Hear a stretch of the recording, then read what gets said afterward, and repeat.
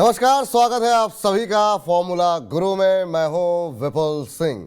Formula गुरु में हर हफ्ते हम एक नई थीम के साथ आपके साथ आते हैं और जिससे कि आपका पोर्टफोलियो न सिर्फ सुरक्षित रहे बल्कि उसमें लगातार बढ़ोतरी देखने को मिले। इसी क्रम में आज हम बात करेंगे कि बाजार लंबे समय से एक दायरे में काम कर रहा है और बाजार की दिशा तय करने के लिए अब जो दो बड़े ट्रिगर हमारे सामने हैं वो है, एक तो चौथी तिमाही के नतीजे और दूसरा है मानसून। नतीजों पर बातचीत फिर कभी करेंगे, लेकिन मौसम पूर्वानुमान एजेंसी स्काईमेट के मुताबिक इस बार 20% संभावना इस बात की बन रही है कि सूखा पड़ सकता है और 40% संभावना इस बात की है कि बारिश सामान्य से कम रह सकती है। तो वहीं आईएमडी की तरफ से कहा गया है कि मानसून सामान्य रहेगा। अब मानसून कैसा रहेगा, अब ये तो आने वाले दिनों में पता चलेगा, लेकिन आज के इस खास कार्यक्रम में हम आपको बताएंगे कि मानसून और बाजार का संबंध क्या है, मानसून का किन सेक्टर्स पर असर पड़ता है और मानसून को ध्यान में रखते हुए अपना पोर्टफोलियो किस तरीके से बनाना चाहिए। तो आज के शो की शुरुआत करें उससे पहले जरा उन बड़े सवालों पर नजर डाल लेते हैं जिनके जवाब आज हम अपने कार्यक्रम में तलाशेंगे। तो एक एक करके वो सवाल स्क्रीन पर आते हैं, अब देखते हैं। पहला सवाल सबसे महत्वपूर्ण कि मानसून कम रहने पर किन सेक्टर्स पर सबसे ज़्यादा असर पड़ता है और क्यों। जी हाँ, कौन से सेक्टर्स ऐसे हैं जिन पर पॉजिटिव या नेगेटिव इम्पैक्ट पड़ता है और उसके पीछे क्या कुछ कारण हैं, इस पर जरा हम अपने एक्सपर्ट से आज विस्तार से चर्चा करेंगे। अब एक एक सेक्टर पे भी हम बातचीत करेंगे और सबसे पहले बातचीत करेंगे एफएमसीजी सेक्टर को लेकर के। कम बारिश रहने पर अगर होती है तो फिर इस सेक्टर पर किस तरह का इम्पैक्ट पड़ सकता है, एफएमसीजी सेक्टर को लेकर किस तरह की रणनीति बनानी चाहिए, और साथ ही साथ इसके बाद हम ये भी समझेंगे कि एफएमसीजी सेक्टर में अगर पैसे लगाने हो, निवेश करने हो, तो अभी किन शेयरों में दांव लगाए जा सकते हैं। तो हमारे एक्सपर्ट जो है आपको अब उनके जो पसंदीदा शेयर हैं एफएमसीजी के वो रिकमेंड करेंगे। टू व्हीलर कंपनियां, जी हाँ, यहाँ पर भी कहीं ना कहीं प्रभाव मानसून का काफ़ी ज़्यादा देखने को मिलता है। ये कैसे आखिर में इन पर असर पड़ता है, इसका जिक्र, इसकी डिटेलिंग हम समझेंगे हमारे आज के एक्सपर्ट से, हमारे आज के खास मेहमान से, और साथ ही साथ आपको ये भी बताएंगे कि दोपहिया वाहनों में अगर पैसे लगाने हो तो कौन से टू व्हीलर ऐसे हैं जो कि सेगमेंट के प्लेयर जो कि आने वाले समय में आपको अच्छे रिटर्न दिला सकते हैं। तो अगला महत्वपूर्ण सेक्टर जिस पर की नज़रें सबकी लगी रहती हैं, खासतौर से जब भी मानसून से जुड़ी खबरें आती हैं, वो होता है केमिकल और फर्टिलाइज़र।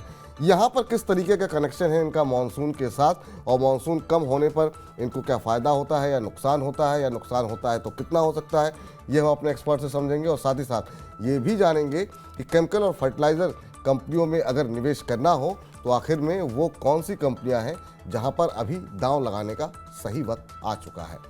अगला सेक्टर पर नजर डालते हैं तो वो है सीमेंट सेक्टर। जी हाँ, सीमेंट कंपनियों की जो बिक्री होती है उसका मानसून पर क्या असर देखने को मिलता है, और सीमेंट कंपनियों में अगर पैसे लगाने हो तो क्या कोई कंपनी ऐसी है जो कि आने वाले दिनों में, खासतौर से अगले 2-3 महीने के लिहाज से, क्योंकि मानसून में अब ज़्यादा वक्त रहा नहीं है, वो काफ़ी अच्छे रिटर्न दे सकती हैं। तो इस पर भी हम चर्चा करेंगे। और साथ ही साथ एक और सेक्टर जेम्स एंड ज्वेलरी, यहाँ पर किस तरीके का इम्पैक्ट रहता है, इम्पैक्ट होता भी है कि नहीं होता है, क्योंकि यहाँ पर हम देख रहे हैं काफ़ी दिनों से इस सेक्टर को लेकर काफ़ी ज़्यादा जो है बज़ बना हुआ है। तो इसके पूरे फंडामेंटल्स को हम समझेंगे अपने आज के एक्सपर्ट के साथ। साथ ही साथ आपको सिंचाई कंपनियों के बारे में भी बताएंगे कि सिंचाई कंपनियों के का खराब मानसून पर क्या कुछ असर रहता है और क्या खराब मानसून अच्छे संकेत है सिंचाई कंपनियों के लिए, और सिंचाई कंपनियों में कौन सी इरिगेशन कंपनी ऐसी है जहां पर निवेश किया जा सकता है, पैसे लगाए जा सकते हैं। ये भी हम आज के मेहमान से आपको पूछ करके बताएंगे। चलिए, वक्त हो गया है अपने कार्यक्रम के आगाज़ का और आपको रूबरू कराते हैं हमारे आज के फॉर्मूला गुरु JRK सिक्योरिटीज़ के CEO wealth management Santosh Singh ji से। संतोष जी, बहुत बहुत आभार, अभिनंदन आज के इस कार्यक्रम में जुड़ने के लिए। और जब भी आप कार्यक्रम में जुड़ते हैं तो कार्यक्रम को 4 चांद लगते हैं, और आज काफ़ी महत्वपूर्ण विषय पर हम बातचीत करने जा रहे हैं और इससे देश की अर्थव्यवस्था भी काफ़ी हद तक जुड़ी होती है। लेकिन आज की चर्चा शुरू करें उससे पहले जरा बाज़ार पर आपकी राय जानना चाहेंगे। करीब 4-5 महीने हो गए बाज़ार एक दायरे में फंसा हुआ है, और ख़ास तौर से 4 महीने पिछले ऐसे रहे हैं जब नेगेटिव क्लोजिंग देखने को मिली है सीरीज द सीरीज। अप्रैल सीरीज से क्या कुछ उम्मीदें हैं आपकी? धन्यवाद Vipul ji for having me on your show. जहाँ तक बाजार की बात है कि इतने दिनों से प्रेशर होने के बाद जैसे ही वित्तीय वर्ष चेंज हुआ है, हमने थोड़ी जो है अपटिक देखी है, बाजारों में फिर से थोड़ी तेजी लौटती हुई देखी है, क्योंकि विदेशी खरीदार भी लौटे हैं हमारे मार्केट में। उन्होंने भी शायद जो है अपना स्टैंस कुछ चेंज किया है ऐसा लगता है, और उनकी जो शॉर्ट पोजीशन थी इंडेक्स पे वो भी अभी भी शॉर्ट है, लेकिन जो प्रोपेंसिटी ऑफ शॉर्ट था वो काफी कम हुआ है। लेकिन अभी भी चैलेंजेस हैं, जैसा कि आप बात कर रहे हो कि जो मौसम है, क्योंकि कहते हैं कि मौसम भी हर चीज के लिए गुनाहगार हुआ करता है। तो मौसम की संभावनाएं काफी हैं, क्योंकि अब जो हमारे सामने रिपोर्ट आई हैं सरकारी रिपोर्ट, और कह लें कि प्राइवेट सेक्टर से जो रिपोर्ट आ रही है मौसम विभाग को लेकर, उसमें कुछ संदेहास्पद स्थिति है।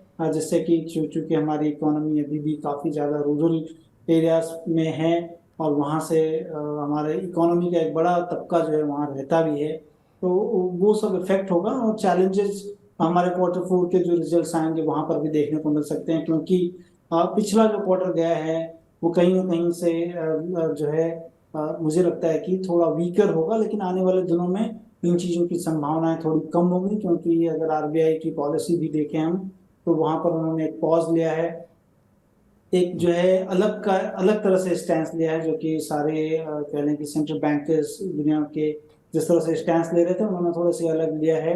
जी। तो हो सकता है कि थोड़ी रिलीफ मिल सकती हो। और टेक्निकल अगर बात कर लें निफ्टी पे, तो 17,600 के आसपास एक ब्रेकआउट जैसा दिखा है उसमें, क्योंकि चैनल ब्रेकआउट हुआ है, ट्रेंड लाइन को ब्रेकआउट करके मार्केट ऊपर की तरफ है। लेकिन आने वाले दिनों में मुख्य रिजल्ट्स आने वाले हैं, देखना होगा कि मार्केट कैसी जो है दिशा और दशा रहती है इसकी। जी। लेकिन एक ब्रेकआउट जैसी स्थिति डेफिनेटली है, तो लाइट इन द टनल जरूर दिख रही है। ठीक। चलिए अब आज की थीम पर वापस लौटते हैं। और थीम जैसा कि आपने भी बताया कि अब काफ़ी कुछ निर्भर करता है आने वाले जो बड़े ट्रिगर्स हैं, जिसमें हम फोर्थ क्वार्टर के नंबर देखेंगे और मानसून एक बड़ा ट्रिगर होगा। और जो रिपोर्ट आई हैं दोनों कंट्राडिक्टरी हैं। सरकारी रिपोर्ट कह रही है सब कुछ सामान्य रहेगा, लेकिन स्काईमेट की तरफ से कहा गया है कि 20% इस बात की संभावना है कि सूखा पड़ सकता है, 40% इस बात की संभावना है कि सामान्य से बारिश कम रह सकती है।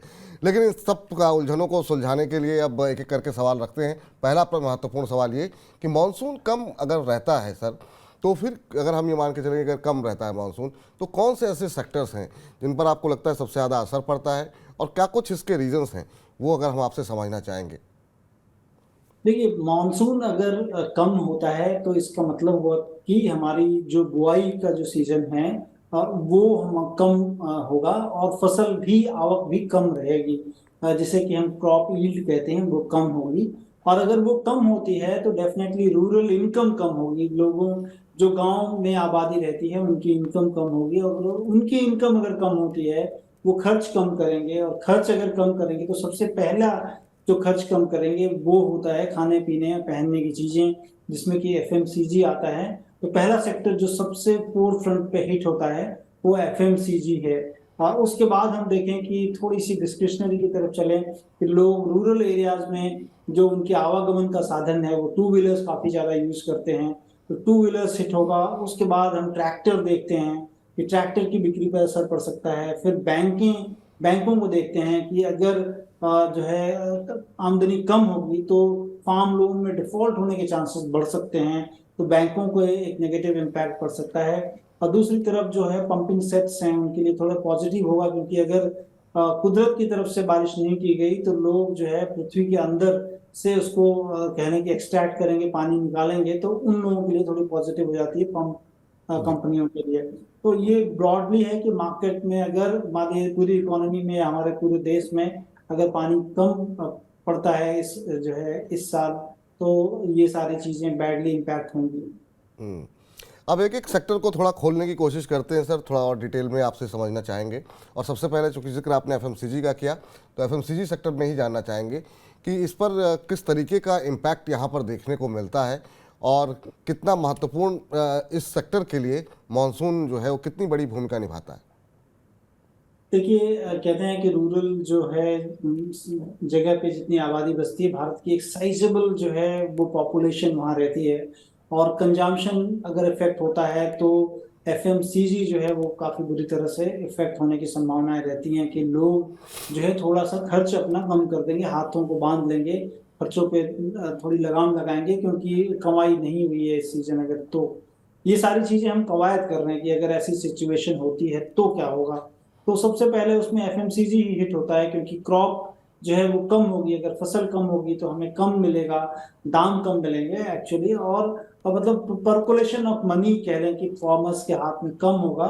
और ये आगे साल इलेक्शन ईयर भी है, तो हो सकता है कि सरकार भी कुछ रिलीफ दे ताकि लोगों के हाथ में पैसे ज्यादा रहें और लोग खर्च कर सकें। अदरवाइज लोगों का गुस्सा सरकार के ऊपर भी आ सकता है, तो ये एक उसका जो है फॉलिंग जो है फॉल आउट हो सकता है। जी। लेकिन अगर उस तरह कहें तो एफएमसीजी फोर्थ फ्रंट पे होता है, जिसे हम देखते हैं कि वो सबसे ज्यादा इफेक्ट होता है। लोग प्रसाधन की सामग्री अगर हम कह लें जो कि एफएमसीजी का एक हिस्सा होता है, वो शायद कम कर दें यूज करना, तो आपको दिखेगा कि कंजम्पशन लेवल जो है वो धीरे धीरे कम होते जाएगा।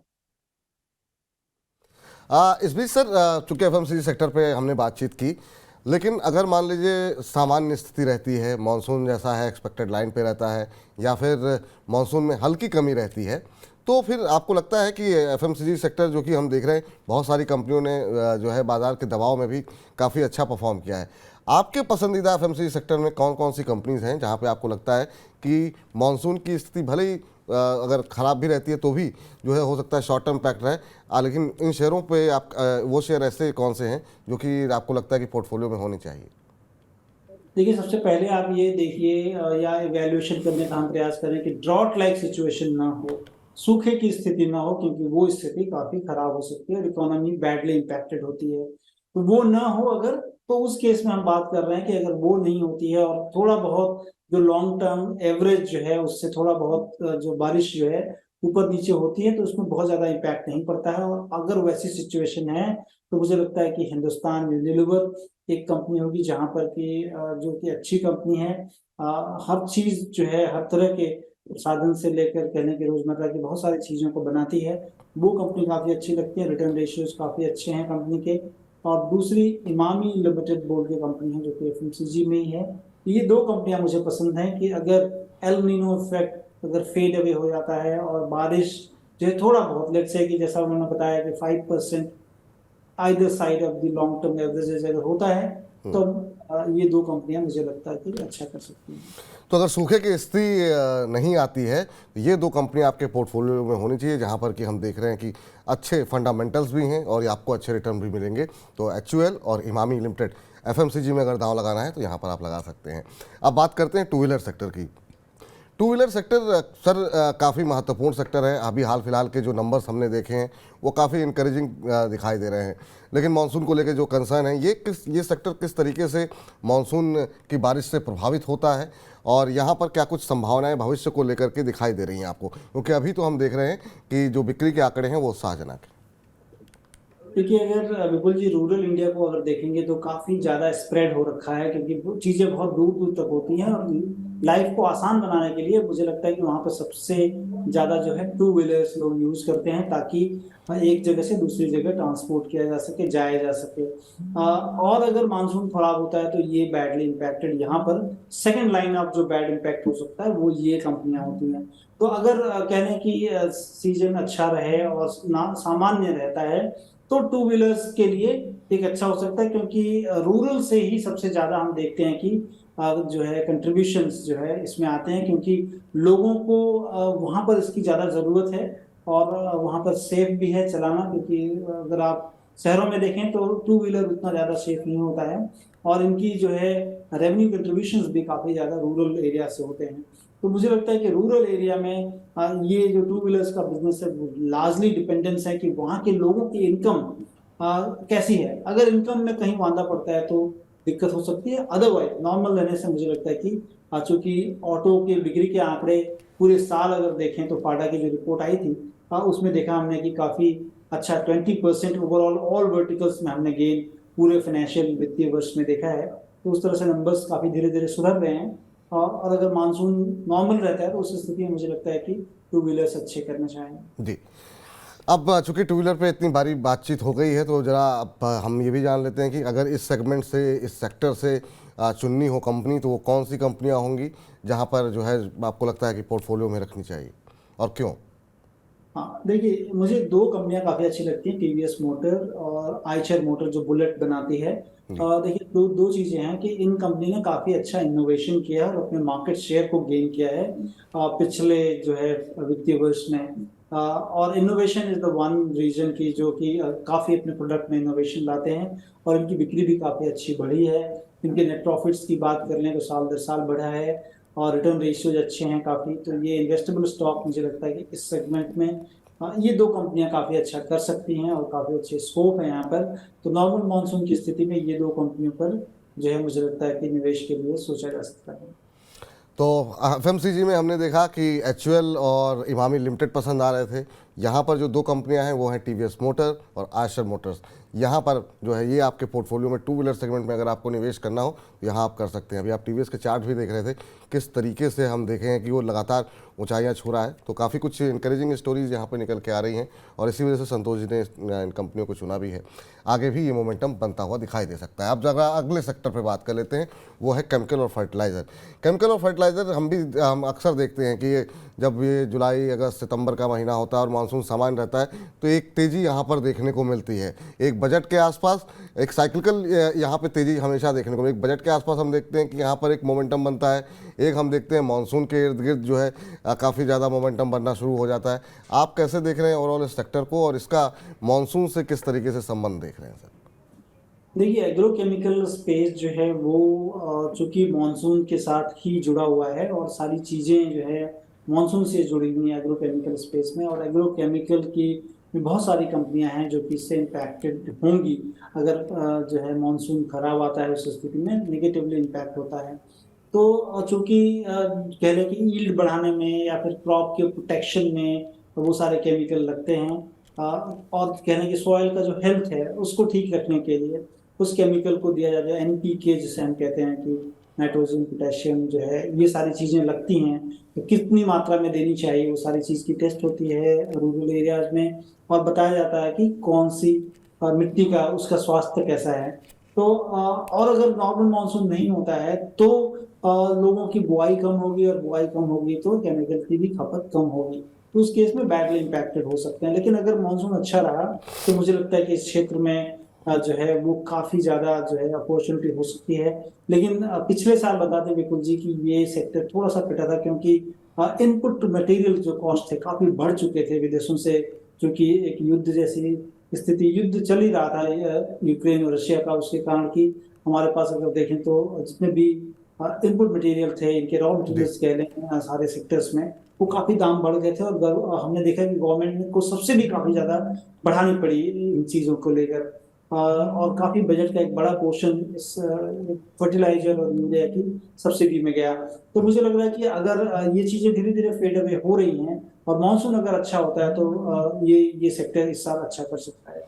ये सेक्टर इस साल अच्छा रख सकता है अगर मानसून सामान्य रहता है तो। सर यहाँ पे चूंकि इस सेक्टर पे काफ़ी बातचीत हुई है तो हर एक सेक्टर पे हम आपसे एक एक दो दो कंपनियां ले रहे हैं अपने दर्शकों के लिए, ताकि उस जो आपने रिसर्च की है उसका लाभ हमारे दर्शकों को मिल सके। तो यहाँ पर कौन सी दो कंपनियां हैं जो आपको अच्छी लग रही हैं?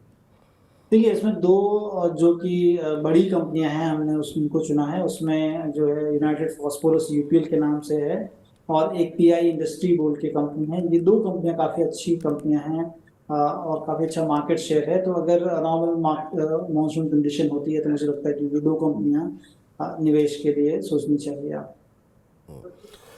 तो अब ये 6 कंपनियां अब तक आप लोगों के पास पहुंच चुकी हैं। तो और केमिकल और फर्टिलाइज़र में यूपीएल और पीआई इंडस्ट्रीज़ ये दो कंपनियां हैं जहां पे आप निवेश कर सकते हैं।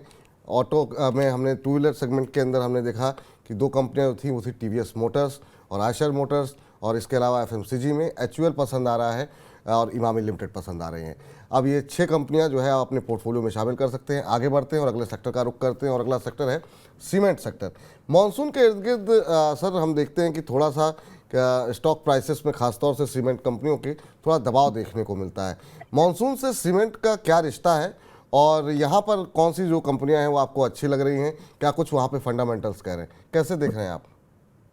देखिए सीमेंट सेक्टर जो है चूंकि सीमेंट जो है वो कंस्ट्रक्शन और इंफ्रा रिलेटेड एक्टिविटीज में काम आता है और बारिश के दिनों में ये सारी एक्टिविटियां या तो ठप हो जाती हैं या उनका जो कह लें कि स्तर है वो थोड़ा कम हो जाता है, एक्टिविटी कम हो जाती है क्योंकि वो कह लें कि एक कंड्यूसिव वातावरण नहीं होता है मानसून में। आप कंस्ट्रक्शन एक्टिविटी करना बहुत मुश्किल का काम होता है।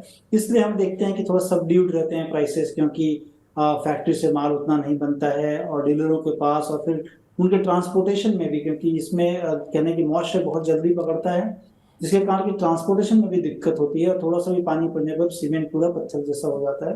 तो ये सारी दिक्कतें होती हैं इस सेक्टर के लिए, जो कि मानसून के टाइम पे होती हैं। लेकिन मानसून के ठीक बाद जो है ये इनका फिर से जो है टाइम अच्छा चालू हो जाता है और फिर से सारी चीजें मुहैया हो जाती हैं। तो मुझे लगता है कि ये सेक्टर भी आपको ध्यान रखना चाहिए, और थोड़ा सा जो है कि इसके बाद या आपको कहीं भी मार्केट में करेक्शन में अपॉर्चुनिटी मिलती हो, तो इसमें इस सेक्टर में दो कंपनियां हमने चुनी है। उसमें डालमिया भारत है, जो कि ऑलमोस्ट कह रहे हैं पैन इंडिया प्रेजेंस है, और एक साउथ की कंपनी है रैमको सीमेंट। ये दो कंपनियां अपने क्षेत्र में काफी अच्छी हैं। रिटर्न ऑन कैपिटल कह लें, रिटर्न ऑन इन्वेस्टेड कैपिटल कह लें, अच्छा है। और जो कॉस्ट इफेक्टिव हैं, जैसे कि डालमिया भारत तो काफी ज्यादा कॉस्ट इफेक्टिव है कंपनी। तो मुझे लगता है कि ये इन दो कंपनियों को आपको अपने पोर्टफोलियो में जगह देनी चाहिए। तो डालमिया भारत यहाँ पर अच्छा लग रहा है। सीमेंट में अगर आपको पैसे लगाने हैं, निवेश करना है, साथ ही साथ रैमको सीमेंट में भी जो है खरीदारी की जा सकती है। थोड़ा हल्का हो जाए तो वहाँ पर भी निवेश किया जा सकता है। तो अब तक 8 कंपनियों पे हमने बातचीत कर ली और अब कुछ एक और सेक्टर फटाफट डिस्कस कर लेते हैं। सर, जेम्स एंड ज्वेलरी, इसको इसलिए हमने अपने कार्यक्रम में शामिल किया कि चूँकि ग्रामीण क्षेत्रों से बहुत ज़्यादा सोने की डिमांड रहती है। क्या वाकई में अगर वहाँ पे अगर मांग घटती है और लोगों के पास आमदनी कम होती है, तो जेम्स एंड ज्वेलरी सेक्टर पे किसी तरह का कोई असर रह सकता है क्या? और अगर होता है तो कैसा होता है, नहीं होता है तो क्यों नहीं होता है?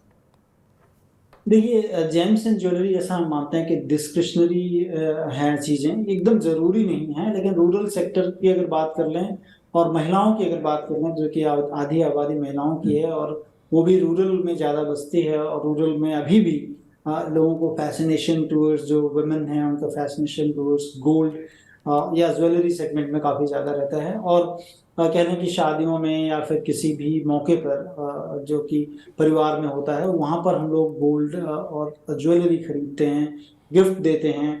तो ये चीजें हैं, लेकिन सारी चीजें आमदनी से जुड़ी होती हैं और इकोनॉमी साइकिल से जुड़ी होती हैं।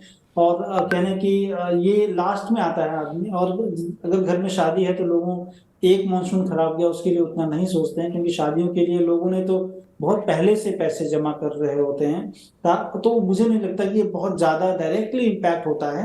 हाँ, इकोनॉमी साइकिल अगर बहुत ज्यादा खराब हो, रिसेशनरी इन्वायरमेंट हो, तब लोग डिस्क्रिशनरी स्पेंडिंग करना कम कर देते हैं और पैसों को सजो के रखते हैं। और दूसरा एक चीज होता है कि इन्फ्लेशन हेज की तरह भी लोग गोल्ड को यूज करते हैं। ज्वेलरी को तो नहीं, गोल्ड में जो बार में इन्वेस्टमेंट होता है, जो कि शहरी आबादी ज्यादा करती है। तो ये गोल्ड का बेसिकली है। लेकिन और जबकि मार्केट काफी खराब हो, वो भी लोग उसको हेज करना चाहते हैं कि मार्केट, क्योंकि आपको पैसे कहीं ना कहीं तो रखने हैं। और जो सेफ्टी ऑफ कैपिटल के लिए कहते हैं कि गोल्ड लेते हैं लोग। लेकिन मॉनसून से बहुत डायरेक्ट रिलेशन मुझे नहीं लगता कि ठीक इससे है। ठीक। सर, चूंकि हर सेक्टर पे हम बातचीत कर रहे हैं, तो इस सेक्टर में भी कोई इस सेक्टर से जुड़ी जो कंपनियां जो आपको अच्छी लग रही हों, यहाँ पर भाई अब टाइटन के अलावा कोई विकल्प आपको दिखाई देता है? मुझे नहीं लगता, क्योंकि भरोसा नहीं बनता है। विकल्प तो है, लेकिन और खास भरोसेमंद कंपनी होनी चाहिए। और खासकर मतलब जो भी पीछे हादसे हुए हैं, अगर आप बिल्कुल। देखें, उसके कारण भरोसा नहीं बनता। इसलिए मुझे लगता है कि टाइटन इज द वन। और कंपनी काफी अब डाइवर्सिफाई कर रही है, न केवल ज्वेलरी में, बल्कि बहुत सारी चीजें, स्पेक्टिकल्स की बात कर लें, फ्रेग्रेंस की बात कर लें, इवन क्लोथिंग्स में अब आ गए हैं। टेनेरिया बोल के बिल्कुल। उनका है, वो चल रहा है। वॉचेस में है। तो मतलब डाइवर्स सेक्टर है और धीरे धीरे फैल रहा है सारी जगह पे। तो और नए लोगों के लिए, जो नई पीढ़ी है जिसको जेनजी कहते हैं, अगर उसकी बात कर लें, तो उसमें भी काफी चीजें उन्होंने इनोवेट की जी। हैं ज्वेलरी में, क्योंकि वो लोग गोल्ड ज्वेलरी नहीं पहनते हैं जेनजी वाले। तो उनके लिए भी उन्होंने काफी चीजें इजाद की है। तो मुझे लगता है कि वो कंपनी एक अच्छा तो कर सकते हैं। टाइटन पोर्टफोलियो में रखना चाहिए सर? डेफिनेटली रखना चाहिए। चलिए, तो इस सेक्टर में अगर आपको कोई दांव लगाना है तो टाइटन ही भरोसे का नाम है। जिस तरीके के जैसा जिक्र कर रहे थे, जो कुछ हादसे हुए हैं इस सेक्टर के अंदर, उसके बाद से वैसे भी लोग सोना चांदी भरे खरीदते, लेकिन शेयर खरीदने में थोड़े से हिचकिचाते हैं। चलिए, अब सबसे महत्वपूर्ण, सबसे आखिरी कम सेक्टर के बाद बात कर लेते हैं, जिसका अभी हम जानते हैं कि हर मानसून के इर्द गिर्द एक रैली देखने को मिलती है। वो है इरिगेशन कंपनीज़ के अंदर, वो जैन इरिगेशन हो या बाकी जो कंपनियां हैं, उसमें एक मोमेंटम बनता हुआ दिखाई देता है। सर, अगर मानसून, मान लीजिए अभी तक तो हमने उन सेक्टर्स की बात की कि मानसून बिल्कुल सामान्य रहे तो ये कंपनियां चलेंगी, अगर मानसून थोड़ा हल्का रहता है तो आपको लगता है ये जो इरिगेशन कंपनीज होती हैं, सिंचाई कंपनियां, उनके लिए क्या पॉजिटिव हो सकता है ये? देखिए डेफिनेटली होता है, क्योंकि अगर कुदरत ने आपको जो है पानी नहीं दिया, तो हम क्या करते हैं कि हम जमीन से दोहन करते हैं उस चीज का। जी। जमीन से जब दोहन करेंगे तो हमें कुछ चीजें जो इंपॉर्टेंट होंगी जिससे कि हमको लेना पड़ेगा।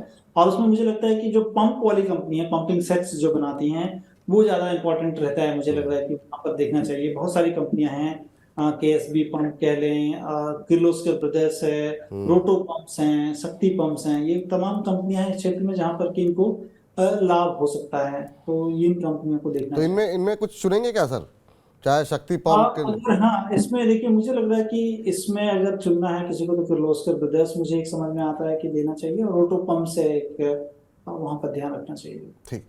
तो किर्लोस्कर ब्रदर यहाँ पर जो है सर को ज़्यादा अच्छा लग रहा है। तो अब तक हमने जो है काफ़ी सारे मुझे लगता है करीब 10 कंपनियाँ जो हैं संतोष जी की तरफ से आज के इस कार्यक्रम में निकल करके आई हैं, जो कि मानसून सीजन को ध्यान में रखते हुए आप अपना पोर्टफोलियो बना सकते हैं।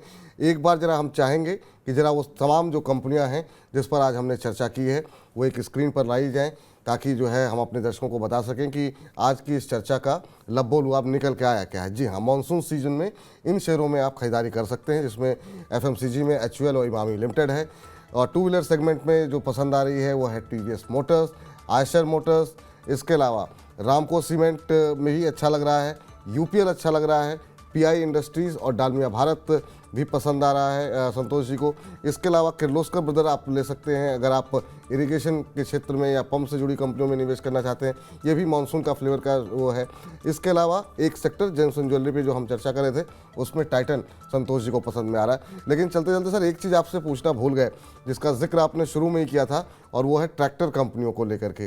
तो ट्रैक्टर्स पे सर आप किस पर दांव लगाएंगे? क्योंकि यहाँ पर तो अब हम देख रहे हैं स्कॉट्स में कुबोटा ने स्टेक ले रखा है, तो वहाँ पे वो पसंद आ रहा है आपको, या किसी और कंपनी पे? ट्रैक्टर्स में अगर निवेश करना हो तो आपके पसंदीदा कंपनी कौन सी होगी? ट्रैक्टर्स में मुझे लगता है कि मतलब महिंद्रा एंड महिंद्रा सिंगल मुझे अच्छा लगता है, क्योंकि महिंद्रा एंड महिंद्रा के अदर प्रोडक्ट्स भी हैं। जी। तो और उन्होंने काफी डाइवर्सिफाई किया है, और उनकी सड़कों पर काफी गाड़ियां भी दिखने लगी हैं, पैसेंजर व्हीकल्स में भी अगर आप देखें तो ये डाइवर्सिफाई प्ले होगा। और M&M will be single play. मुझे लगता है कि वो मेरी ज्यादा खासी पसंद है। तो देखिए यहाँ पर एमएनएम में काफ़ी अच्छा मोमेंटम भी बनता हुआ दिखाई दे रहा है। बहुत बहुत शुक्रिया सर, बहुत बहुत धन्यवाद। आप जब भी आते हैं बड़ा अच्छा रहता है कार्यक्रम, और हम उम्मीद है कि मानसून सीज़न को लेकर के जो तमाम बातें थी वो हमने की, और हमारे दर्शक काफ़ी लाभान्वित होंगे, और ख़ास तौर से उनको एक अच्छा खासा पोर्टफोलियो इस जो माहौल चल रहा है उसमें बनाने का एक मौका मिला है। बहुत बहुत शुक्रिया। कोई डिस्क्लोजर आपकी तरफ से?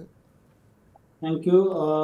जितनी भी बातें हमने आपसे की हैं, ये समझिए कि सिमिलर काइंड ऑफ एडवाइस हमने अपने क्लाइंट्स को भी दे रखी है। तो इसमें एक वेस्टेड इंटरेस्ट हो सकता है। तो आप अगर कभी भी कोई भी अगर निवेश करें, तो अपने इन्वेस्टमेंट एडवाइजर से जरूर इसकी सलाह लें। बहुत बहुत शुक्रिया सर, बहुत बहुत धन्यवाद आज के इस कार्यक्रम में जुड़ने के लिए। तो फिलहाल फॉर्मूला गुरु को आज यहीं समेटते हैं। आज के फॉर्मूला में हमने ये समझा कि अगर मानसून जरा भी सामान्य रहता है और सूखे ऐसी स्थिति नहीं होती जिसको कि आईएमडी ने फिर पूरी तरीके से नकारा है, तो ये जो शेयर्स हैं वो आपके पोर्टफोलियो, आपकी पूंजी को आगे बढ़ाने में आपकी काफ़ी मदद करेंगे। बाकी अब अगले ट्रिगर की बात, जो कि Q4 नतीजे हैं, उस पर फिर कभी करेंगे फॉर्मूला गुरु। हमें दीजिए इजाज़त, लेकिन तमाम छोटी बड़ी खबरों के लिए आप मनी9 के साथ बने रहिए। और शेयरों से जुड़े हुए कोई भी सवाल हो तो दोपहर 2 बजे सोमवार और शुक्रवार को हम शेयर बाजार की बात करते ही हैं। तो फिलहाल आप बने रहिए मनी9 के साथ। नमस्कार।